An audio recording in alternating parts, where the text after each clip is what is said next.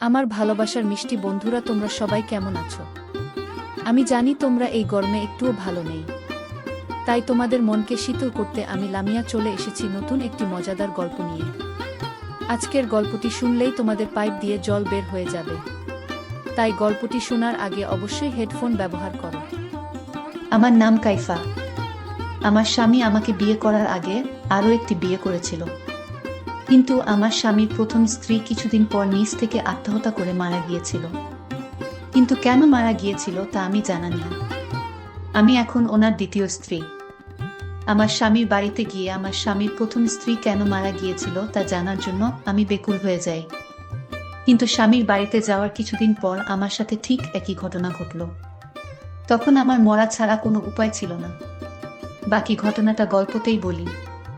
কি প্রকাণ্ড একটা বাড়ি, চারদিকে খুব উঁচু করে প্রাচীর দেয়া, লোহার নিশ্ছিদ্র গেট, চারপাশে কোনো আলো নেই, সব মিলিয়ে বন্দিখানা বলা চলে।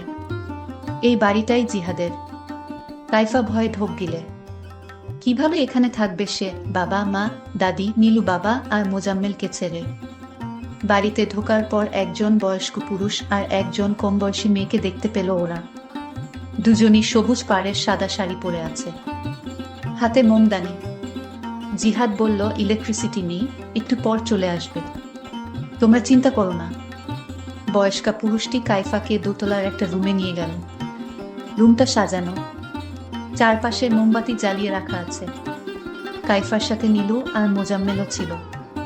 পুরুষটি বলল, আপনারা এখন গেস্ট রুমে যান, স্যার আসবে।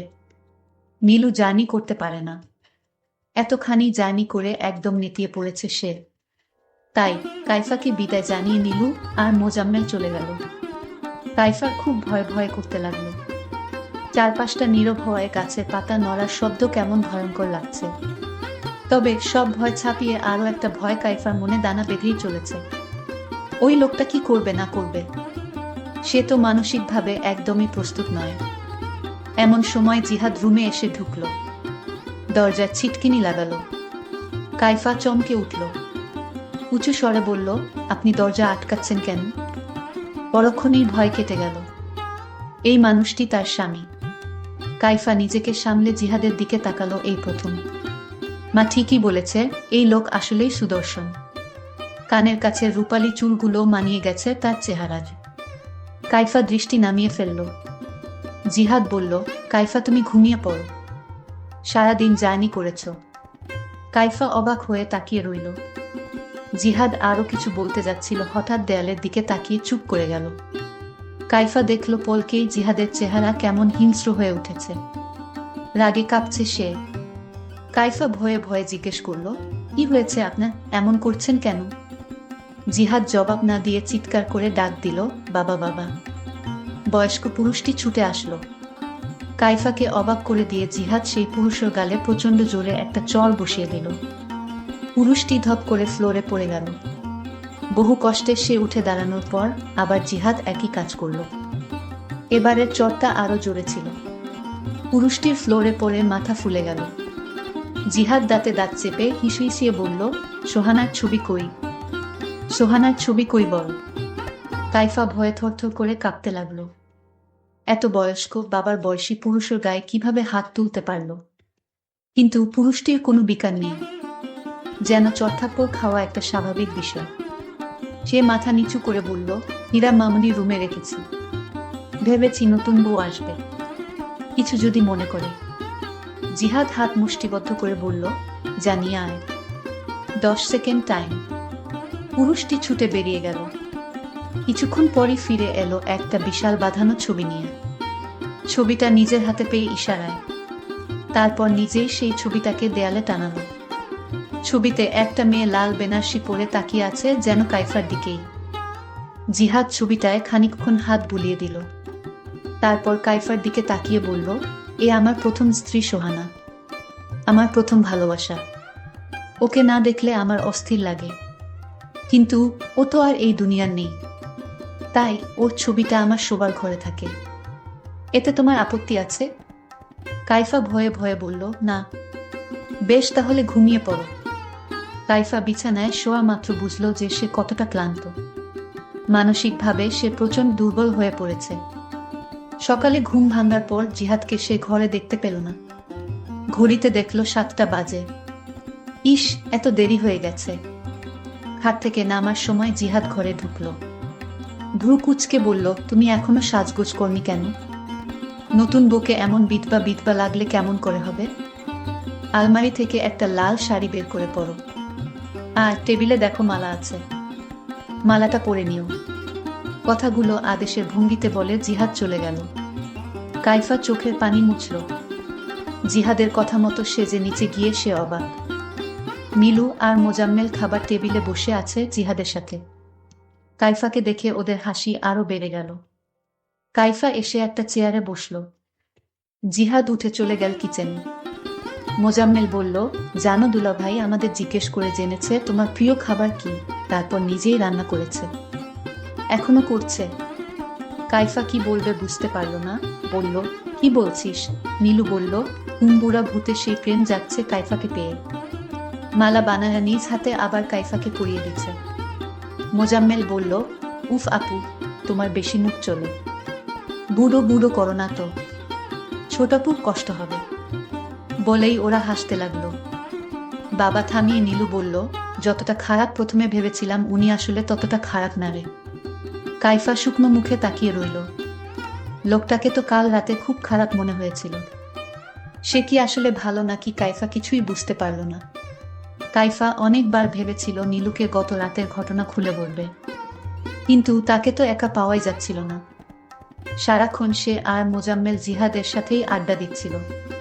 কি বাবা খুশি সবাই, কি দরকার আবার সবার মন নষ্ট করার। কাইফা তাই চুপ করেই রইল। কিছুক্ষণ পর নীলু আর মোজাম্মেল চলে যাবে। নীলু আমার ছোট বোন আর মোজাম্মেল হলো আমার ছোট ভাই। তারা বলল আজ চলে যাবে। মোজাম্মেলের কলেজ খোলা। কাইফা তবুও বলল, আরেকটা দিন থেকে যেতে। জিহাদ হেসে বলল, যেতে চায় আটকাচ্ছ কেন? যখন মন চাইবে তখনই গাড়ি পাঠিয়ে ওদের নিয়ে আসব। চোখের পানি মুছে কাইফা ওদেরকে বিদায় দিল। জিহাদও অফিসে চলে গেল। একবার কাইফার দিকে তাকালো না। কাইফা একা একা কি করবে ভেবে পেল না। সে বাবা নামের পরিচারিকাটির কাছে গেল। বলল, কাল রাতে উনি যেই কাজটা করেছে সেটার জন্য আমি আপনার কাছে দুঃখিত বাবা। মানে আমার শ্বশুর। বাবা চুপ করে রইল। কাইফা আরো কিছুক্ষণ গল্প করার চেষ্টা করল, কিন্তু বাবা বলল, বোমা এ বাড়িতে মালিক শ্রেণীর কারো সাথে অকারণে কথা বলা নিষেধ। এতে মালিকদের অপমান হয়। জিহাদ জানলে খুব রাগ করবেন। কাইফা অবাক হয়ে তাকিয়ে রইল। এত বড় বাড়িতে একা একা সে করবেটা কি? কোনো কাজও তো নেই। কাইফা দোতলায় উঠে গেল। যাওয়ার সময় বাবা পিছন ডেকে বলল, বোমা চিলেকোঠার ঘরে যাওয়া জিহাদের নিষেধ আছে, ওখানে যাবেন না। বাকি সব চাইলে ঘুরে দেখতে পারেন। কাইফা বেডরুমে এসে বসে রইল। তার ডায়েরিটা বের করল। লিখল, মা, আমার অনেক ভয় করছে। আমি তো এখনো অনেক ছোট, এখনো মানুষের মধ্যে থাকা অন্য রূপ ধরতে শিখিনি। কে খারাপ কে ভালো বুঝিও না। কেন তুমি আমাকে এত দূরে সরিয়ে দিলে? আমার খুব মন চাইছে এসব কিছু ছেড়ে ছুড়ে তোমার কাছে চলে আসি। কাইফা লেখা বন্ধ করল। দেয়ালে থাকা সোহানার ছবির দিকে তাকিয়ে রইল। ছবিতে সোহানাকে খুব হাসি খুশি দেখাচ্ছে। কাইফার মনে হলো ছবিটির হাসির মধ্যে রয়েছে বিদ্রুপ। সে যেন বলছে, দেখেছিস আমার স্বামী এখনো আমাকেই ভালোবাসে। কাইফার হঠাৎ মনে পড়ল যে জিহাদ আর সোহানার তো একটা মেয়ে আছে। সে কি এই বাড়িতে থাকে না? মেয়েটার নাম সম্ভবত হীরা। গতরাতে বাবা বলেছিল।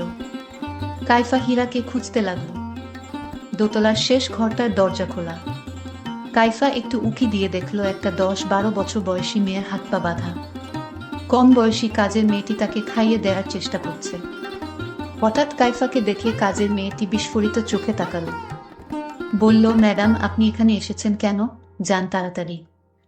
কাইফা বলল, তুমি বাচ্চা মেয়েটাকে বেঁধে রেখেছ কেন? বলেই কাইফা হীরার কাছে গেল। হীরা বলল, প্লিজ আপনি আমার বাঁধনগুলো একটু খুলে দিন। কাইফা হীরার দিকে তাকালো।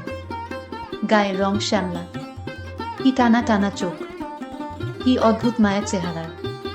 কিন্তু জিহাদ বা সোহানা কারো সাথেই চেহারার মিল নেই। কাজের মেয়েটি বলল, প্লিজ বাঁধন খুলবেন না। কাইফা কোনো কথা শুনল না। বাঁধন খুলে দেওয়ার সাথে সাথে ঘটালো অদ্ভুত এক ঘটনা। মুহূর্তেই হীরা প্রচণ্ড হিংস্র হয়ে উঠল। চিৎকার করে বলল, শয়তান, লোভী, আমার মায়ের জায়গা কাউকে নিতে দেব না বলে আচমকা কাইফাকে চড় মেরে বসল। এগিয়ে এসে কাইফাকে ধাক্কা দিয়ে ফেলে দিল। কাজের মেয়েটি কোনো রকমে হীরাকে ধরে রাখল। কাইফা ভয়ে দৌড়ে নিজের রুমে এসে দরজা আটকে দিল। তার সারা শরীর কাঁপতে লাগল। একটু পর দরজার কড়া নাড়ার শব্দ শুনে সে আরো শিউরে উঠল। কিন্তু ওপাশ থেকে আওয়াজ আসলো, ম্যাডাম, আমি কাজের মেয়ে শিখা, দরজা খুলুন। কাইফা দরজা খুলে শিখাকে জড়িয়ে ধরে কেঁদে ফেলল। শিখা বলল, ম্যাডাম, হীরা মামনির মা নেই তো, তাই ও আপনাকে সহ্য করতে পারছে না। এর জন্য ওকে বেঁধে রাখা হয়েছে, নয়তো ও আপনার সাথে বা আপনার আত্মীয়দের সাথে খারাপ ব্যবহার করত। আপনি দয়া করে স্যারকে কিছু বলবেন না, মেয়েটা বড়ই দুঃখী। শিখা নামক কাজের মেয়েটি এই বলে চলে গেল। কাইফা মনে মনে বলল, আমি নিজেও অনেক অনেক দুঃখী।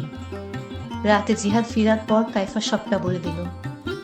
জিহাদ কাইফার মাথায় হাত রাখল, বলল, তুমি আমার স্ত্রী, তোমাকে অনেক পছন্দ করে আমি ঘরে তুলেছি, তোমাকে অপমান করার অধিকার কারণ নেই।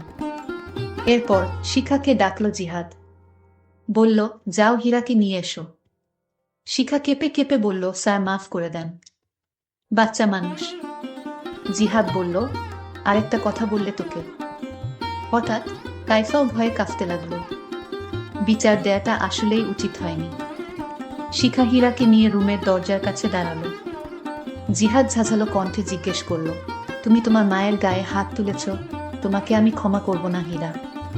হীরা তার চেয়েও বেশি ঝাঁঝালো কণ্ঠে বলল, 2 দিন পর পর আপনি একটা করে রক্ষিতা ধরে নিয়ে এসে বলবেন এটা আমার মা, আর আপনি কি ভেবেছেন আপনাকে আমি ক্ষমা করব? জিহাদ দাঁতে দাঁত চেপে বলল, এই মেয়েকে 6 দিন কিছু খেতে দিবে না।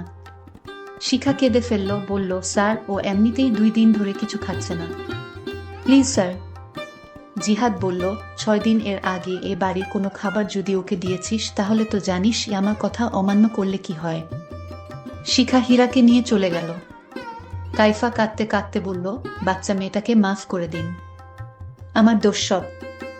জিহাদ কাইফাকে বলল, সতীনের মেয়ের জন্য এত মায়া দেখিও না, ওর ধারে কাছেও যদি তুমি গেছো তাহলে আমার থেকে খারাপ আর কেউ হবে না। কাইফা বলল, আপনি বলেছিলেন আমাকে সহজ হতে সময় দিবেন, তাহলে এখন কেন? জিহাদ বলল, অনেক সময় তোমাকে দিয়েছি, পুরো বাসর রাত আমি পাশের রুমে ছিলাম।